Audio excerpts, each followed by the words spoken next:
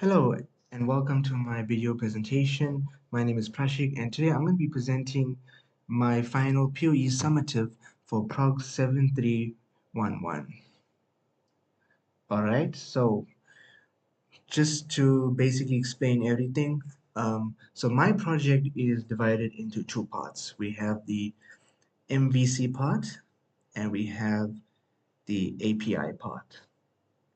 So the MVC is responsible for displaying the pages to the users and collecting the users' inputs, right?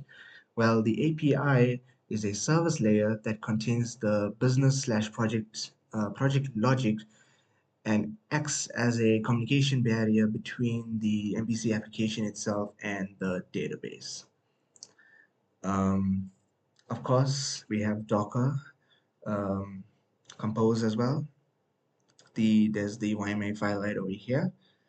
This, of course, the containers itself in Docker allows to be sorry. The containers communicate through a shared Docker network, which allows the MVC applications to communicate with the API and then the API itself to communicate with the SQL server. Well, the MVC application does not necessarily communicate directly with the database. It doesn't do that anymore. Instead, now it communicates with the API instead using the HTTP client. Obviously, the API does, let me just open one. Let's open, sure, why not? Let's client controller. So the API itself follows the RESTful principles and exposes all the endpoints such as your get, post, put, and delete methods. These endpoints allow for the MVC to retrieve, create, and update and remove data basically. As you can see, there's my Docker itself running. It's been running for some time now. Yeah, 26 minutes. Just make it bigger. Boom. So yeah. So there we go. So this is my containers, my SQL server, my backend, my API itself, the backend, and of course the front end, which is my MVC.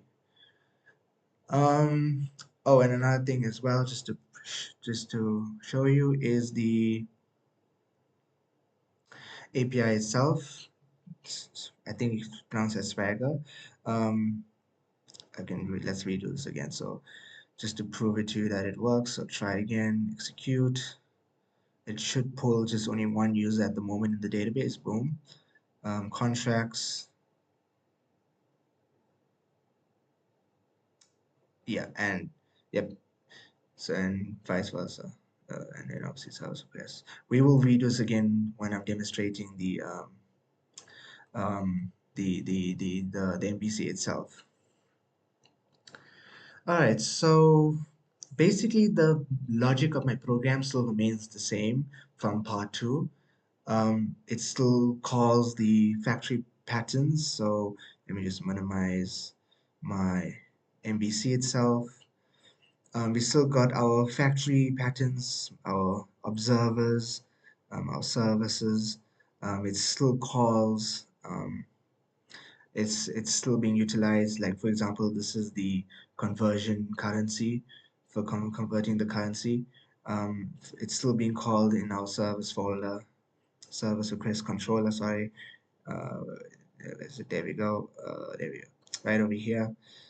So it's still calling our patterns. So the logic still remains the same. So we're still calling our patterns from just like how I did in part two.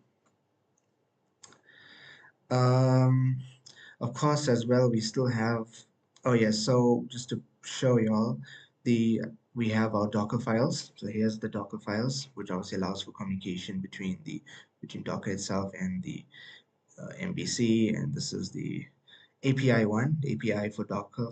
This is the API file for Docker. Um, and we have our testing. So this is, so I added three new integration testing files to test the APIs, the endpoints of the APIs. So this is, of course, one of the files is the client one. So as you can see, it tests both tests it, it catches the, it brings the information in, it does a bit of error checking as well, and as you can see by the ticket, all passed. So everything is here is working. This is the contract one, all passed, calls the APIs.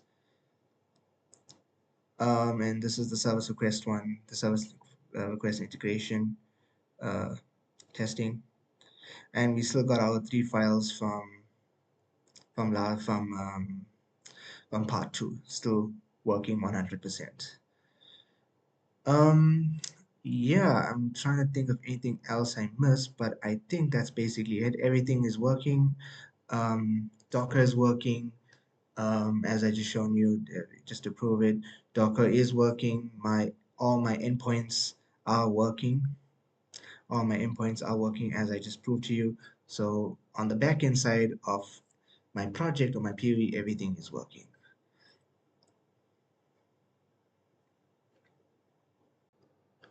Alrighty, so here's my MVC running. So I'm just going to show you all the pages now. So let's go to our clients page. So I have added already a user in. So let's add Sam in.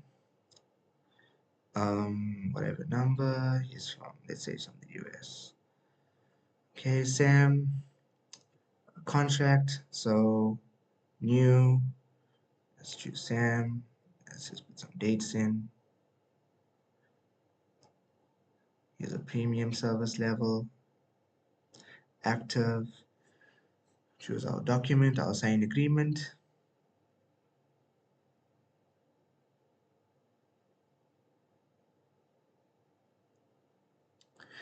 And boom, is saved. And just to show you, it does download the document. There you go. It'll open it now. Yeah, okay.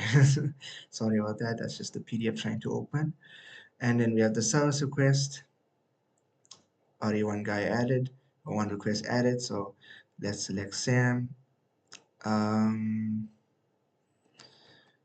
can just say, I don't know what to say. I can say building project for now. It will cost, let's say, 20,000.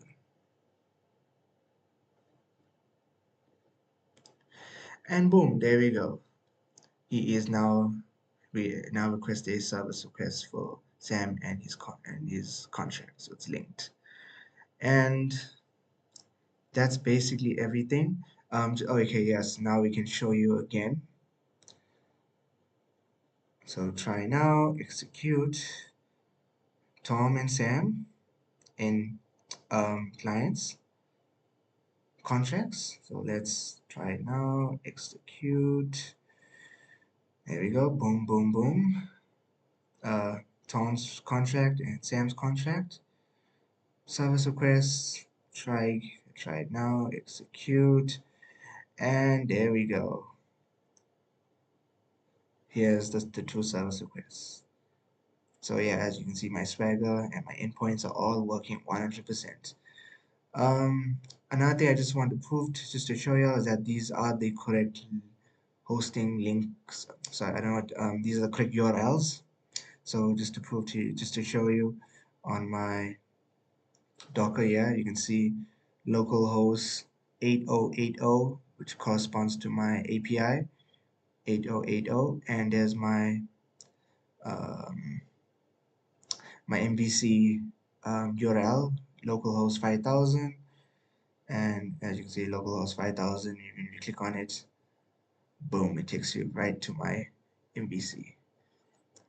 And yeah, that's basically my entire application. Thank you so much.